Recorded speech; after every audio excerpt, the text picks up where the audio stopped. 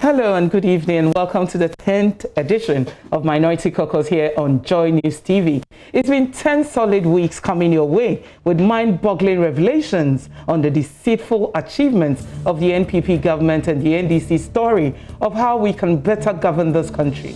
Thank you all for staying with us throughout this 10 weeks. Tonight will be intriguing.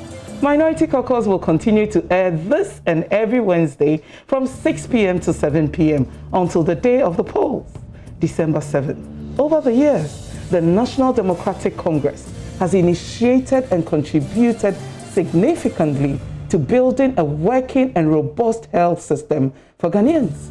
This includes, but not limited to, the development of codified conditions of service for doctors, provision of ultra-modern medical equipment to health facilities, establishment of nursing training colleges, construction of new and the expansion of some existing facilities to improve easier access to quality health care across the country. For example, the University of Ghana Medical Center, the Greater Accra Regional Hospital, the Shai Osudoku Hospital, and a string of completed polyclinics as well as CHIP compounds across the country. Despite the implementation of the National Health Insurance Scheme, some gaps still remained in the delivery of universal health care in the country. There are still some Ghanaians who cannot afford the cost of basic health care. In order to mitigate this hardship, the next NDC government has promised to implement a free primary health care for all Ghanaians. The free primary health care, when implemented, will eliminate the cost of barrier to the healthcare and ensure healthcare for all. Every Ghanaian deserves quality, accessible and affordable healthcare. Hence tonight on Minority Caucus, we are going to have a discussion on healthcare for all. My guest is a medical doctor, health policy planning and financing analyst, former Minister of Communications and a member of the NDC's communications team. An exciting night it will be. Don't go away. We'll be right back shortly.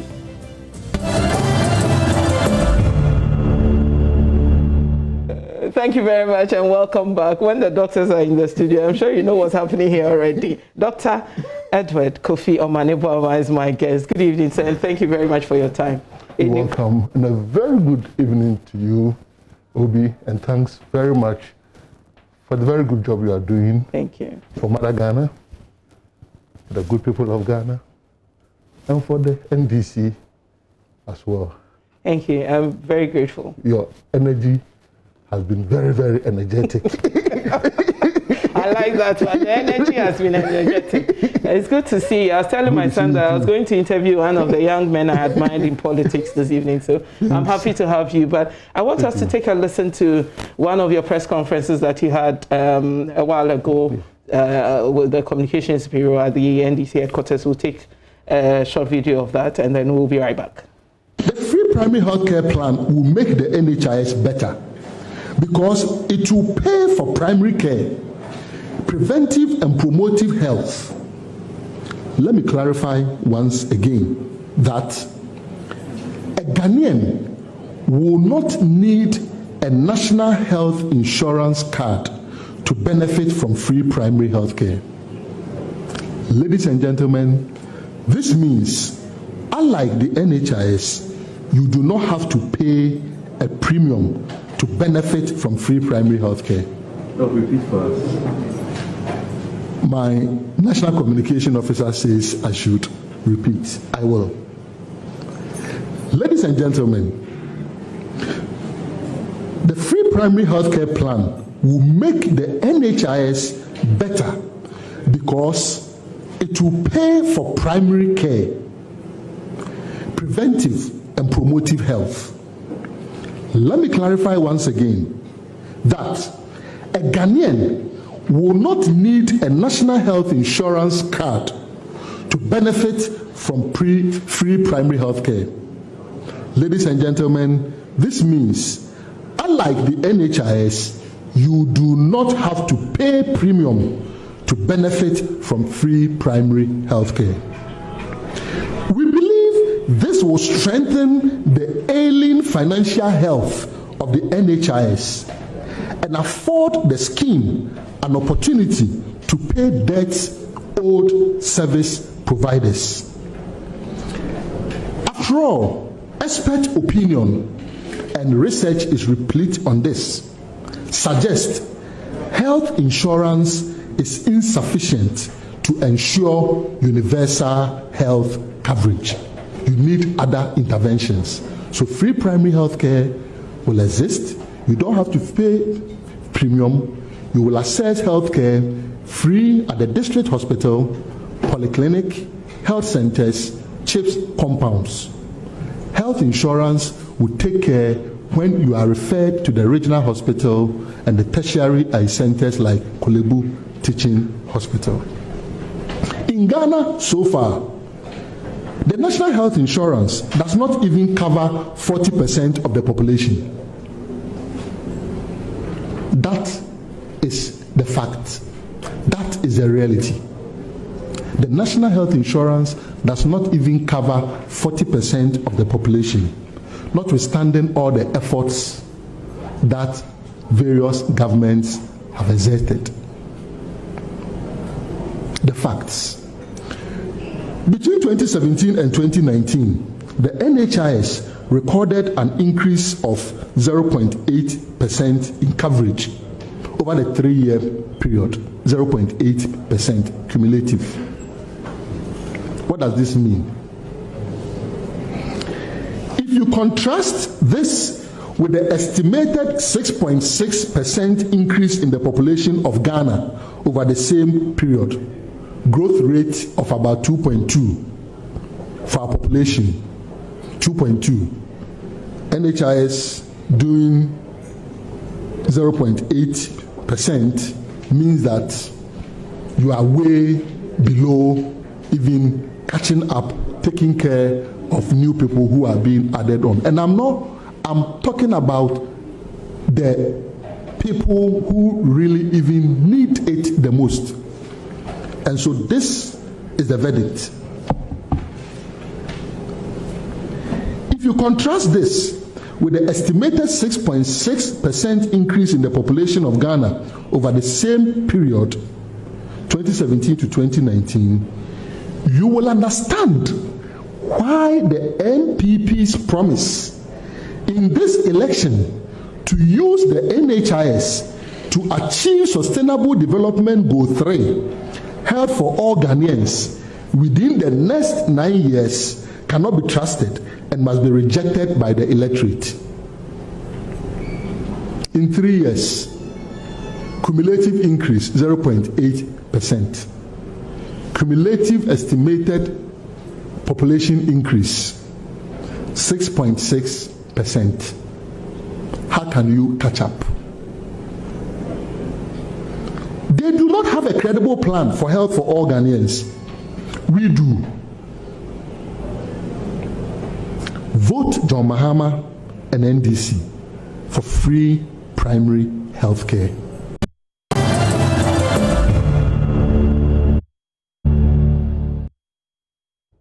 So I'm just thinking that Dr. Boamah says vote for John Mahama for a credible health policy. So let's talk about free primary health care. Page 62 of the People's Manifesto is promising that it says that the NDC will implement and provide free primary health care. Doc, what is this policy about, and why do you think that Ghanaians should believe that the NDC will be able to implement and then run this policy for all Ghanaians to benefit from it? Great. As you rightly captured, the People's Manifesto. This is a social contract between the NDC and the people of Ghana.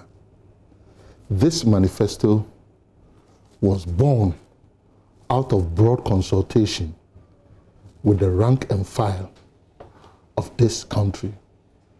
Not just the NDC members. Not just NDC members of this country. The tours went on. The flag bearer himself, President Mahama, went round, met several stakeholders. Even when COVID kicked in, we still received series of memoranda electronically. And And so this document came out of the people, and that is democracy. What were the people saying? There was a preponderance of, we cannot afford health care when we are sick. When we go to the chief's compound, we are unable to pay, so we do not go. As some will even say, intimekra de menko. Health center, similar stories. Polyclinics, similar stories. District hospitals, similar stories. Regional hospitals, similar stories. It is easy to situate it within the context of the harsh economic conditions that Ghana is going through now. That is valid. Yeah. And you need to go beyond this valid, harsh socio-economic conditions that Ghanaians are going through now and dig deeper to also understand that the healthcare financing system of our country, as was envisaged around 2003 by the President Kufuor administration, was that the National Health Insurance Scheme, it was his expectation that within a matter of about 4 or 5 years, could be able to achieve health for all, universal health coverage. Unfortunately, from 2003 all the way to 2008, that was not possible. And even as we speak, it covers less than 40% of the population. Wow. What is the situation? You look at 2017 to 2019. The 2020 figure is not out. It can be understood because the year hasn't ended. The increase is 0.8% over 3 years. 2017, 2018, 2019. 0.8. 0.8%. Ghana's population grows annually, every year, by 2.2%. So you can imagine a car that is running at 2.2, let's say, kilometers per hour, and a bicycle that is chasing that car, that is the National Health Insurance Scheme, being the bicycle that is chasing the car at 0.8 kilometers per hour. You are not going to catch up. So population continues to grow.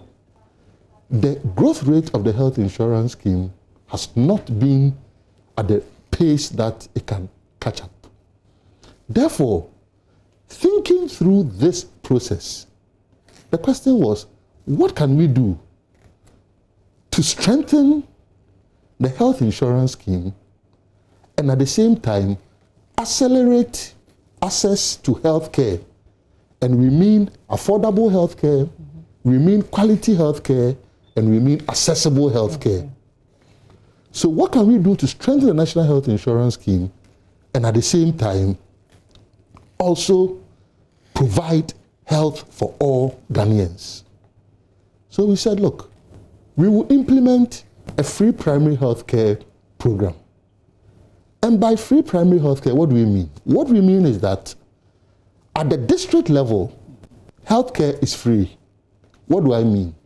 Once you are a Ghanaian and you visited a district hospital, it is free, you won't pay. Once you are a Ghanaian and you visited a polyclinic, free, you won't pay. Once you are a Ghanaian and you visited a health center, you will not pay, it is free. Once you are a Ghanaian and you visited a CHIPS compound, you will not pay. So, to repeat, you must be a Ghanaian. A Ghanaian. And once you are a Ghanaian, you visit a district hospital, is free. You visit a polyclinic, is free. You visit a health center, is free. You visit a CHIPS compound, is free. So, classic example, if you are at, let's say, Ekwetia, in the eastern region, and you visited the St. Dominic's Hospital, government is going to take care of your bills. If you are on the Kweu Ridge and you visited the Etibie Government Hospital, government is going to take care of your bills. If the NDC comes, God willing, and we complete the hospital in Abitifi, which this government has abandoned, and you visited it, that is also going to be free. If you visited any of the polyclinics that we built in Boamah, Quatre, Wamfie, and all those other places in the Den, Bron, and Ahafo regions, free.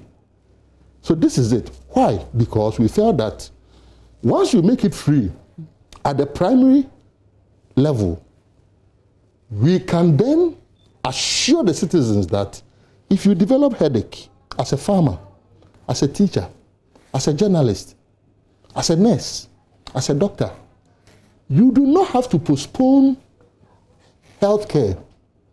You do not have to postpone your going to the hospital just because you do not have money. People have had to postpone headaches only to realize that it was not just mere headache, but it was high blood pressure that was causing the headache. And they end up developing complications such as stroke. You can imagine the effect of stroke on the person. The person becomes incapacitated. The person's family also has to take care of that individual who was even a breadwinner, who is now incapacitated. So it is not just going to affect that person's health, it affects that person's pocket, affects his or her dependents negatively, and also now he becomes dependent on others, and family members would have to put resources together to try and take care of this individual. And so we are saying that in order not to let people postpone their headaches, in order not to let people postpone their fever, healthcare at the district level is going to be free. And then when we say free primary healthcare, you realize I have said you go to the district hospital, is free. You go to the polyclinic, is free. You go to the health center, is free. You go to the CHIPS compound, is free. This is the aspect which is dealing with care, curative, as in someone is not well, someone has a disease and is being managed, is being treated. There is another component of primary health care, that is prevention, and another, that is health promotion. We have not done too well as a nation on prevention and health promotion. Classic example, COVID came in and all of a sudden we are encouraging people to wash their hands with soap and running water, using alcohol-based hand sanitizers and all.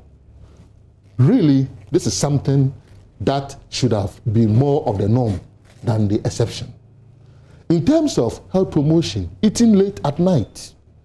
Some people don't know that if you are eating late at night and the high carbohydrates and all, the effect on you. So we are also going to intensify preventive health and health promotion as part of free primary health care. So free primary health care is like what we say in Cree, like a muchia. That tripod thing which has 3 legs standing on. Health prevention, promotion, and then the curative. And the curative is the part that says that if you are sick, once you are Ghanaian, and you went to the district hospital, it is free. You went to the polyclinic, it is free. Mamobi Polyclinic, Kaneshi Polyclinic, Kolebu Polyclinic. So no matter what ailment you take there? Once you are Ghanaian, and you went to district hospital, polyclinic, health center, CHIPS compound, it is free. Obi, this has been long overdue. Why do I say so? As far back as 1978, the World Health Organization met in Alma Ata in Eastern Europe and decided that healthcare is a worldwide social goal that must be pursued, and they settled on primary healthcare. All the way from 1978, 2000, it had not been achieved. So the Millennium Development Goals came in. Millennium Development Goals came, that was more of vertical systems where they take HIV and they are dealing with HIV. They take maternal mortality, they are dealing with maternal mortality. And child mortality and all. Also, all the way from 2000 to 2015, still, we were not able to make the kinds of inroads that we wanted to make. Some success stories were told. And then in 2015, the Sustainable Development Goal came in. But even before 2015, in 2008, the President Kufuor administration had also signed on to what came to be known as the Kampala Declaration, which also emphasizes primary health care. And then 2015, with 1 year to the 2016 elections, the Sustainable Development Goals also came. And SDG 3 is about health for all. So SDG 3 went back for what Boamah Atta in 1978 was preaching. And then, only 2 years ago, the present government also signed onto the Astana Declaration. So what we are talking about, primary health care, that we are going to make free, 1978, 2000, 2008, 2015, and only recently, just about 2 years ago, the present government went and signed on to the Astana Declaration. The question is, what is in their manifesto that is promising to assure Ghanaians, the Ghanaians who are on the screens right now, that if they are not well, they can have primary health care in a manner that is affordable, in a manner that is accessible, and also quality health care. They miss the point completely. And that is why I insist that if it is about health for all Ghanaians, and that is what we are looking at, health for all Ghanaians, the NDC's manifesto, this People's Manifesto, is what holds the key.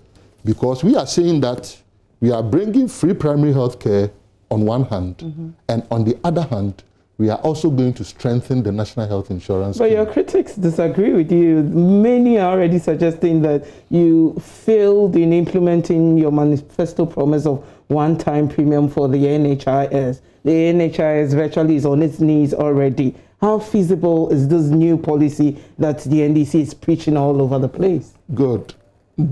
The critics completely have no plan, like I said. I have proven here with data. And the good thing about facts is that you cannot challenge them. I'm suggesting to you that between 2017 and 2019, the National Health Insurance Scheme grew by 0.8%. Okay. Ghana's population over that same period grew by 6.6%. What that means is that the growth rate of the National Health Insurance Scheme is woefully inadequate, anemic, to catch up with our population growth. No wonder, over the years, 2003 all the way till now, 17 years, and still counting, we have only been able to cover 40%. Yeah. So, if you want to achieve health for all Ghanaians, and when we say Sustainable Development Goals, it's just 9 years from now. So if you want to achieve health for all Ghanaians, and even in a quicker and faster way, way before the 9 years, you need to introduce something, add something to support the National Health Insurance Scheme. So what are we saying? We are saying that we will bring in the free primary health care, but we will also not leave the National Health Insurance Scheme orphan. We are going to make the National Health Insurance Scheme better. How do we intend to do so?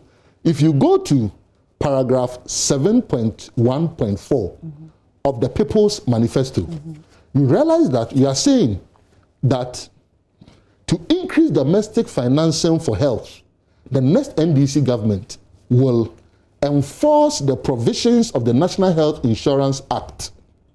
We quote it, Section 54, which requires the Minister for Finance to pay directly into the National Health Insurance Fund the National Health Insurance Levy collected within 30 days after the collection of the levy. Then we say no capping, no realignment.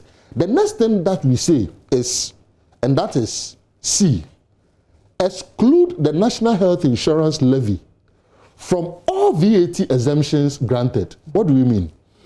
There are times that when people are embarking on some projects, government will take some exemptions to Parliament and ask for approval. We are saying that, look, yes, some of these exemptions, you cannot do away with them. But even when we have to exempt, as for National Health Insurance Levy, we will not exempt. What this means is that we are raking in more money into the National Health Insurance Fund.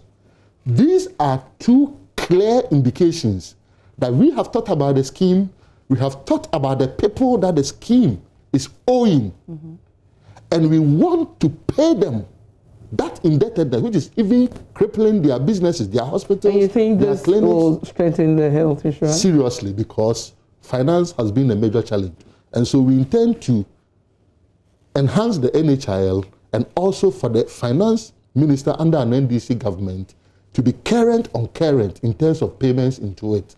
And so you see, we are thinking about the future. They are locked up in the past.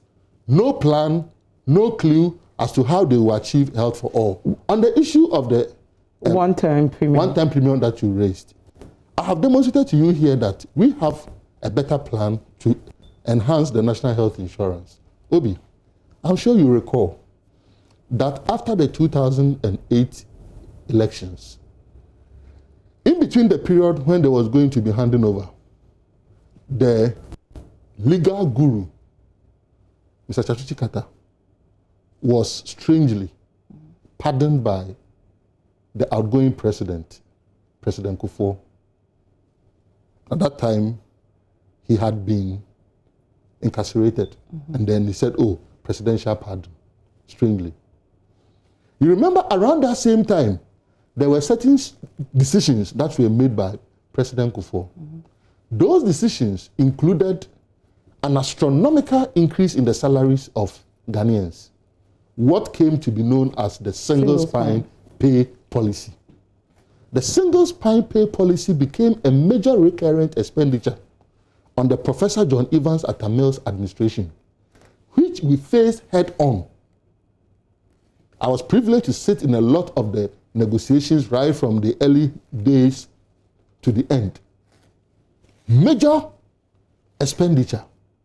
As a result of this unanticipated, unplanned, unpromised challenge that we faced in 2009. And you know that implementation of the single spine went on for a very long time. Ghanaians appreciated the quantum jumps that they had seen in the salaries of government workers. As a result of that, the overall effect of that was that in the year 2012, Ghanaians passed the NDC and said, we will give you another opportunity based on the 2012 manifesto that you had presented. And so, for those who want to understand why the one-time premium was not implemented under President Mills, it was because of the huge expenditures that the single spine pay policy brought in. It was good that we implemented it because it put monies in the pockets of many Ghanaians. And so, like the economists will say, the opportunity cost of implementing the single spine pay policy became the one-time premium. But you see, we have moved on. The question is, at this stage, the National Health Insurance Scheme is crawling and the population growth is sprinting. The question is, what is the plan to achieve health for all? We are saying that we are strengthening the National Health Insurance Scheme, and we have demonstrated it in this manifesto, the People's Manifesto, paragraph 7.1.4, how we are going to get in more money into the National Health Insurance Scheme, and then also implement the free primary health care. But one will ask, why are you not bringing back the one-time premium since you are not able to implement it in your term, the other term. But why do you think that primary health care will be relevant this time? Brilliant suggestion. I'll pick just two answers. Evidence suggests that to achieve health for all, to have universal health coverage, the countries that have succeeded, most of them have not relied on just one strategy. Even in the management of hypertension, we use multiple drugs, unless at the very early stages, so that through different routes, you will be able to address it. And so, that is what the evidence suggests. And so we are going by the evidence that, yes, you need national health insurance, but you also need another thing. What's the national health insurance going to do? National health insurance is going to take care of you when you are sick and you are referred to the regional hospital, that's the secondary level, or you are referred to the tertiary level, like Kolebu Teaching Hospital or Komfano Teaching Hospital. National health insurance will take care of you there. But when it comes to the primary level, that is district hospitals, polyclinics, health centers, CHIPS compounds, government will pay from its pocket. So that is one. The second thing, Obi, if I'm to tell you that the total percentage of national health insurance premium, if you are to look at it over the entire money that the national health insurance runs with every year, if I'm to tell you it is less than 5%. Yes. Really? It is less than 5%. So, if someone is telling you today that use just one-time premium to achieve universal health coverage, the person clearly doesn't understand healthcare financing. The person doesn't understand how to plan to achieve universal health coverage, and the person has lost it. And that is why I submit to you here and now that the NPP has no credible plan for Ghanaians to achieve universal health coverage. The premium, as we speak, is less than 5% of the entire amount that is needed. That is why, if you are to look at what we are doing in terms of NHIL exemptions alone, it will be far more than what premiums will do. But will you prefer to be exempted from premium, just that, or you prefer that government says, if you went to district hospital, I pay for you. If you went to polyclinic, I pay for you. If you went to health center, I pay it. If you went to CHIPS compound, I pay it. This is a better way. Now, the same people, and it was very interesting on Saturday when on TV3, the Deputy Health and Minister, my good friend, Dr. Koboy, is struggling to throw some of these issues out. He said, okay, so what happened to someone who doesn't have health insurance and is referred to the regional hospital or the tertiary hospital? And I said, you have made my case for me. This is why we need free primary health care. Why am I saying that? You are saying that this person doesn't have health insurance. What that means is that without free primary health care, he's been able to the person will not even have been taken care of at the district hospital. The person will not have been taken care of at the polyclinic. The person will not have been taken care of at the health center. The person will not have been taken care of at the CHIPS compound. But in this People's Manifesto, which emanated from the people, we have a plan for such people who will benefit from free primary health care at the district hospital, at the polyclinic, at the health center, at the CHIPS compound. But if they are referred, and let's say the case is cancer or chronic kidney disease, the person needs dialysis, and a lot of Ghanaians are going through the pain of looking for money for relatives and friends who are on dialysis. What are we saying? We are saying that we will set up a cancer and chronic kidney disease trust fund. So those people... At the secondary level? Yes. So that's what is going to happen. So there's a cancer and chronic kidney disease trust fund, which is available to every Ghanaian who has a chronic kidney disease. So wherever you are being managed, chronic kidney disease, cancer. So if you are referred, you have cancer and you are referred to the regional hospital, like RAGE, which we are very proud of. We built it. Upper West Regional Hospital. Boamah, which we massively expanded. If you are referred to those kinds of hospitals, the Cancer and Chronic Kidney Disease Trust Fund immediately kicks in and supports you. So you don't have to even have the NHIS card? No. So that is also another layer of intervention. But we will continue to encourage Ghanaians to subscribe to the National Health Insurance, because if you get to the secondary and the tertiary, it will be useful for you. If you also apply to the Cancer and Kidney Disease Trust Fund and you get additional funds also to it, even the better. So you see, this is why I say that we have a plan. They don't have a plan. Let me recap it. We give you free primary health care at the district hospital, at the polyclinic, at the health center, at the CHIPS compound. If you are referred, you come to the regional hospital or the tertiary hospital.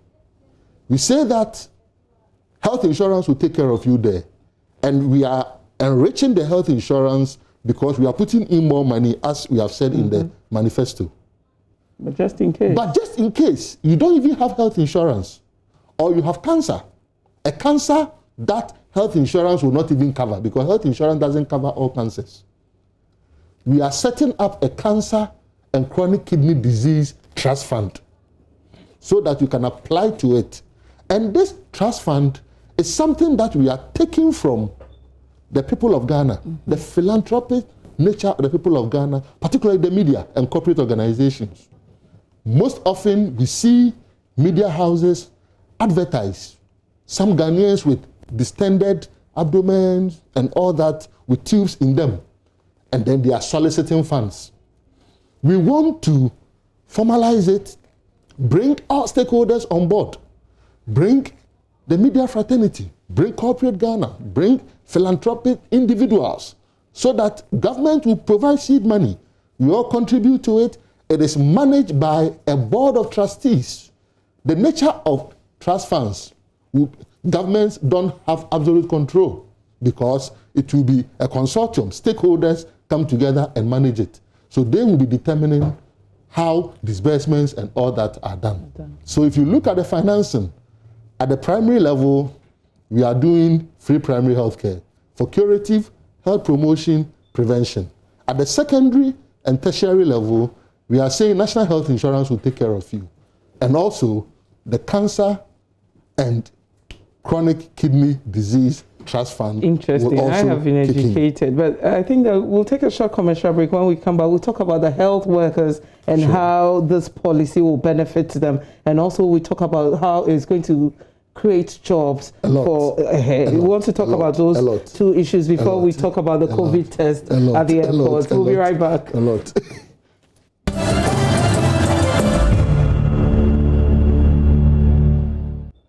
Thank you very much for your time. If you just joined us, my guest in the studio is Dr. Edward Kofi Omane Boamah. He is explaining to us and educating us on exactly what the NDC's promise of free primary health care is all about. And I'm sure that for where we are now, I want to talk about the health workers. I know that you're one of them. How do you think this policy will benefit them? In so many ways. Government of the NDC will never do away with the interest of health workers and workers in general. So more broadly, in terms of what we have for health workers, I can just run you through a few of them. We have just 10 minutes. One, implement tax waivers to assist health workers to acquire means of transport, that is, vehicles, so that they will be aided to respond to emergency calls.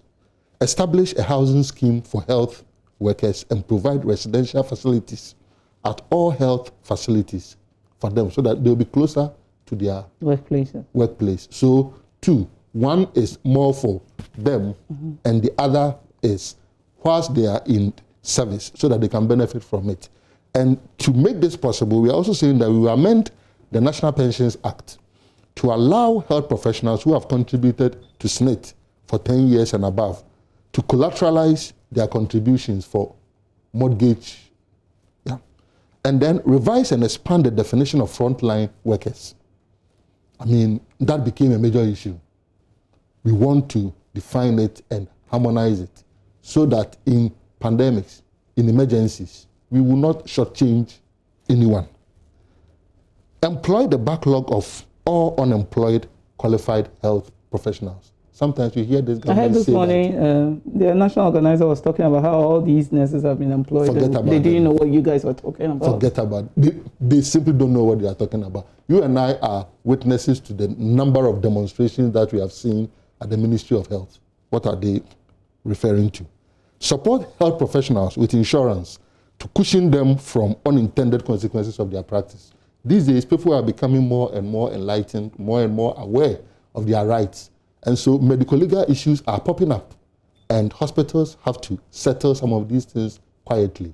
We need to support them so that they will get insurance, so that when those things happen, they can fall on the insurance to take care of them. Another thing is establish a Professor Jacob Plangu Endowment Fund for medical and surgical specialist training. People even complete after they have become specialists. Sometimes they need subspecialty. They may have to travel abroad. They need support. Some of them may fall on the GET fund. It doesn't really work too well for them. So this Professor Jacob Plangu Fund will support them immensely. And if we get to a COVID, I will relate to who Professor Jacob Plangu is. Okay. He's one of the medical martyrs who died sadly from COVID. Another thing is also to scale up training of physician assistants and emergency physicians. In this free primary health care program, we will need a lot of physician assistants. We will need a lot of midwives. We will need a lot of nurses. And of course, doctors will also be supporting, a pharmacist and all. What do I mean? Unlike the MPP that refused, assuredin stubbornness, refused to include private secondary schools in free SHS, which is what led to double track and the earlier congestion on campuses and all. We are saying that we will add private hospitals, private clinics at the district level to the free primary health care program. Because government alone doesn't have enough facilities to take care of Ghanaians. So we will add them to it. On board. Whilst adding them to it, we are creating more jobs because more people are coming to patronize their service. The next thing is that there are other places that we do not even have facility, neither government nor the private sector. Physician assistants, are they ready to set up? Midwives, are they ready to set up? Doctors, are they ready to set up? Government says, an MDC government, a future MDC government says, we will support you if you are ready to set up in such areas where neither government nor the existing private sector have a facility. We will support you. So you can imagine the number of jobs. And we have received a lot of calls from physician assistants because they are even already having some kind of challenges with their credentialing and all. And last but not least, we will also establish a National Health Workers Day that will recognize deserving health workers who have excelled in a particular year. And so we realize that with free primary health care, you are taking care of Ghanaians at the district hospital free, polyclinics free, all the way to Chief's compound. You are doing health promotion. You are doing prevention. You are also creating jobs for physician assistants, midwives, nurses, doctors, because they can establish more to take care of more Ghanaians. They are being appreciated and celebrated also. They are being appreciated and celebrated also. And in all, you are achieving health for all Ghanaians, which is the overarching goal, the vision that the NDC has when it comes to health. To provide health for every Ghanaian, whether you are poor or rich. You should not be denied health care by virtue of your socioeconomic status. This is why we are implementing free primary health care. Because we don't have too much time, I want to talk about COVID. Yeah. The borders were closed, finally opened on the 1st of September. Arriving passengers are supposed to, or subjected to a mandatory COVID test at the cost of $150 per passenger. And I'm sure that you've seen all the brouhaha so far as the airports are concerned. Some arrived, didn't know that they had to get that test done. They were detained at the airports. Now we are told that it's mandatory. Wherever you're boarding, you need to pay before you arrive so that they won't have the situation that they've had earlier. In all of this, what do you make of it? Obi, government was shambolic, terrible in their management of COVID-19. Look, I'll use two classic examples, then I'll come to the $150 issue. Look at the lockdown, how they implemented the relief items to Ghanaians who needed them. It was basically an issue of inviting them to be infected, jumping over themselves, and you ask, what will happen to the vulnerable? Pregnant women, people with disabilities and all. What will happen to them? In that kind of struggle, free-for-all struggle for food, how are they going to get that food? Contrast it with the way President Mahama delivered his social interventions during that same COVID period. He went knocking on doors, delivering them to the people, and in other cases, gave them to traditional authorities for them to deliver them to the vulnerable in those communities. President Mahama said it on countless occasions. Involve traditional authorities, involve the local authorities in this distribution. They wouldn't listen. This is one clear difference between President Mahama and the current administration. So I've used how they delivered the lockdown social intervention. That is one. Two is Professor Jacob Planwu, who we are naming the endowment fund for surgical and medical specialist training after. We were told by the president's advisor on health that they flew a presidential jet from Ghana to Kenya to bring a drug in. That means it went out and had to come in. The drug is an emergency drug that they needed at the time. It can also be used in non-emergencies. Let me clarify. So if at the time that it was an emergency and they needed it, wasn't it better to have gotten a flight that would have just come in one way than to fly a jet out and back? This is what should let you understand how this government thinks. You need a drug urgently to take care of a patient. You prefer to fly out. But could you have gotten a flight that would have brought it in? That is one. Two, Roche has reps here in Ghana.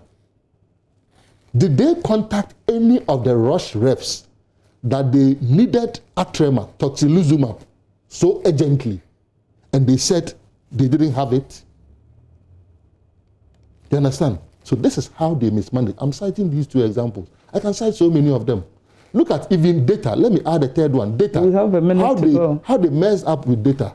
Now you open borders and everything they want to profit from. You open borders and you are charging $150. When I tweeted about it, the first response was that, oh, this one is not an antibody test. And I said, look, PCR is not an antibody test. So whatever you are doing, I'm not saying that it's an antibody test.